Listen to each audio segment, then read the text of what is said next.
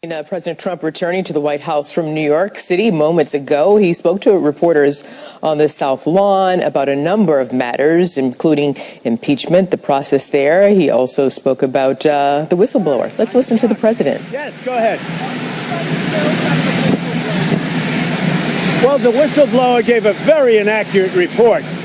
And as you know, certain of the media released information about a man that they said was the whistleblower. I don't know if that's true or not, but what they said is he's an Obama person.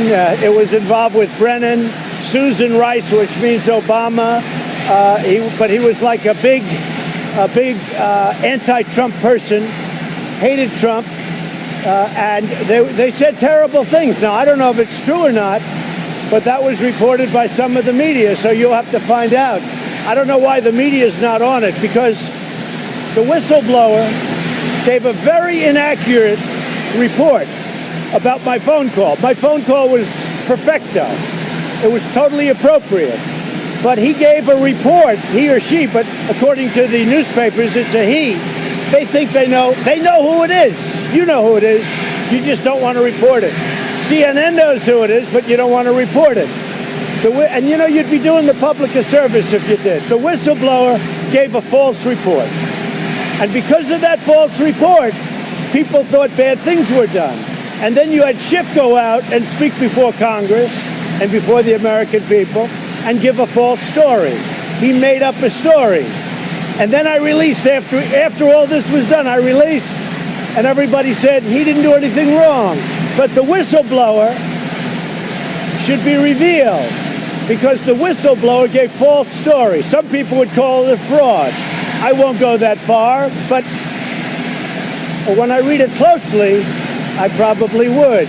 But the whistleblower should be revealed. Then I want to ask another question of you. Where is the second whistleblower? And why did Schiff make a lie when he said about what I said on the phone call? And why didn't the lieutenant colonel say that he wrote a letter to the White House with certain little comments about the phone call? And all of those many people that listened to the phone call, why didn't they have a problem with it? Because they didn't have. Many people listened to calls between, I know that. And for instance, the Secretary of State Pompeo was on the call. Nobody had, with all of those people, very few people that I know came forward. And they only came forward when you asked. And some of them are never Trumpers. So, but why didn't all of those people listening to this absolutely totally appropriate phone call, why didn't they come forward? So, you know, it's a whole scam. It's an impeachment scam. And you know what it is? It's between the Democrats and the fake news media. Sir, what evidence do you have that Colonel Vindman is a never Trumper? We'll be showing that to you real soon, okay? Can you describe it, sir? Go ahead. In terms of the African-American community, are you concerned that the possibility of impeachment might hurt your standing in the No, I think I have a great standing in the African-American community, because if you look at what we've done, as you know, we have the best unemployment numbers in the history of our country for African-Americans. We have the best poverty numbers. We have the best employment numbers. And I'm doing great. African-American community gets it. And I did criminal justice reform. Nobody else. I did it. Without me, you don't have criminal justice reform. And that was for the African-Americans more than anybody else. So I think my standing in the African-American community is maybe the best. We're going to see.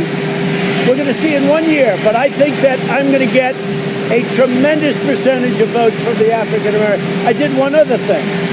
I did opportunity zones. And these are neighborhoods that a lot of people wouldn't be investing now because of what I did with Tim Scott and some others. But Tim Scott was fantastic, of South Carolina. We did opportunity zones. It's an incredible thing. So I think we're going to do great with African Americans. We have tremendous African American support.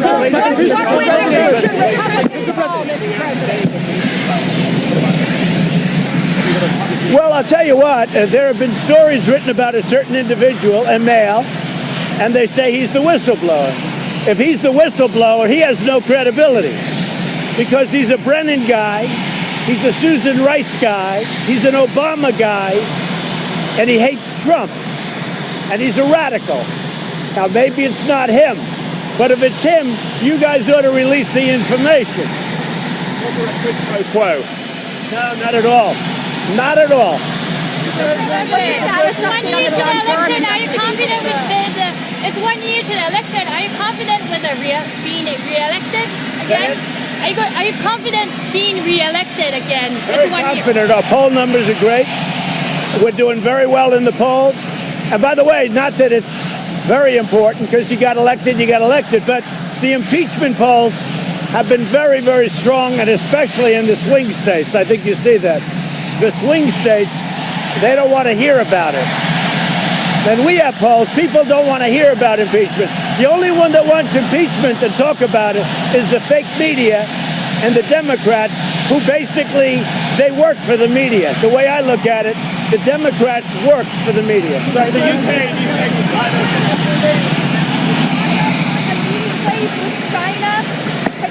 yeah, there's progress, and first I want to get the deal. I mean, the meeting place to me is going to be pretty easy, but first we'll see if we get the deal. And if we get the deal, the meeting place will come very easily. It'll be someplace in the U.S. Mr. President, according to several recent polls, more Americans want you to be impeached and removed from office than the number of Americans who don't. You're reading the wrong polls. Wall Street You're Journal, reading, NBC, let me just tell you, ABC, Washington Post. I have the real polls. I have the real polls. The CNN polls are fake. The Fox polls have always been lousy. I tell them they ought to get themselves a new pollster. But the real polls, if you look at the polls, polls that came out this morning, people don't want anything to do with impeachment. It's a phony scam. It's a hoax. And the whistleblower should be revealed because the whistleblower gave false information. What? Do you still have confidence in Mick Mulvaney? Well, he's working. As long as he's with me, I have confidence. in the UK, do you side with Boris Johnson or Nigel Farage if you have to choose? I like them both. Look, I think Boris is the right man for the times. He's really for the times. He's a great gentleman. He's a wonderful guy. He's tough. He's smart. And I think he's going to do something. I just hope he does it so the U.S., which is by far the biggest economy in the world, not even close. Since I took office, we picked up trillions of dollars, trillions. And frankly, China has lost trillions of dollars, as you very well know. We're far and away the #1 economy in the world.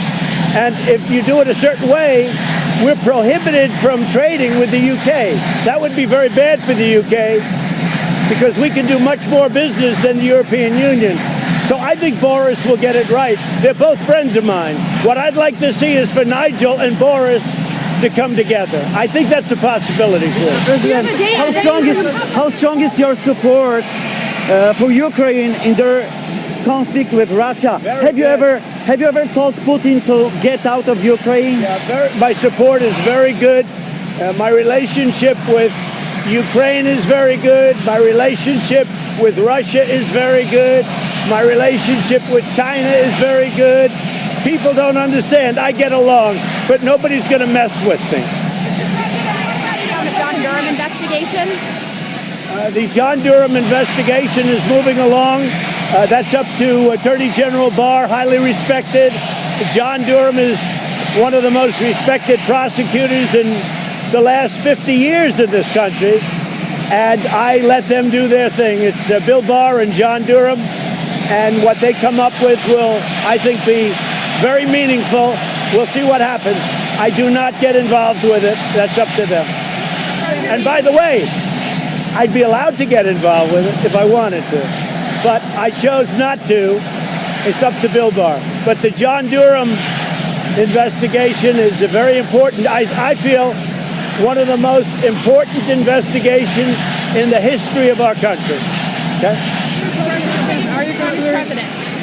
Do you have a date or a venue for your meeting? No, we don't, but it could happen. Something like that could happen. I know they'd like to meet, and something like that could happen. I want House Republicans to call for public testimony. I think that the House Republicans and the Senate Republicans have been incredible. I don't think there's ever been unity like we have right now. We had 195 or so votes. We didn't have one negative vote. The only one that had negative votes on the whole impeachment scam were the Democrats. I think Nancy Pelosi has lost her mind, and I think, frankly, that she should go back home to San Francisco. If you look at what's happening, to her district. Her district is going to hell with homeless, that they're not taking care of, with needles all over the street, with tents, with people, with sanitation, with horrible things being washed into the ocean, into the Pacific Ocean. I think Nancy Pelosi, her district has probably gone down more than any district proportionately in the United States. And what she's done for that district, and then on top of it, you got fires eating away at California every year because management is so bad. The governor doesn't know. He's like a child. He doesn't know what he's doing. And I've been telling him this for 2 years. They've got to take care of it. Every year, it's always California. It's rarely somebody else or someplace else. But Nancy Pelosi ought to go back to her district and take care of it, because her district has become a mess. Number one in the country for going down. All she thinks about is impeachment, but she doesn't want to impeach. You know who wants to impeach?